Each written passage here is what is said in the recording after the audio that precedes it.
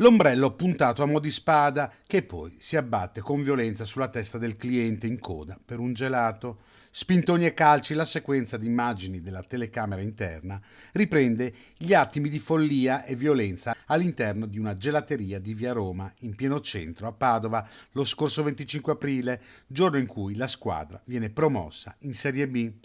I responsabili sono due ultras biancoscudati identificati dai poliziotti della Digos. Appartengono al gruppo Educazione Padovana, hanno 47 e 52 anni e sono entrambi già noti e con precedenti per violenza. Entrambi avevano preso parte ai tafferugli agli scontri dell'agosto del 2024 a Cesena dopo una partita in trasferta e per questo avevano ricevuto un daspo rispettivamente di 10 anni e di un anno. C'era anche un bambino con la madre, quindi il bambino che si mette a piangere, la mamma si accovaccia, scene veramente diciamo brutte che fanno tristezza, scene che credo, permettetemi questa riflessione, che nuocciano e offendono il buon nome del calcio Padova, società sportiva, e dell'intera città e della stragrande maggioranza dei tifosi. Personaggi violenti e che nulla hanno a che vedere con il tifo e il sostegno alla squadra, sottolinea il questore Marco Dorisio, che per i due ultras ha disposto, oltre al daspo sportivo per 5 anni,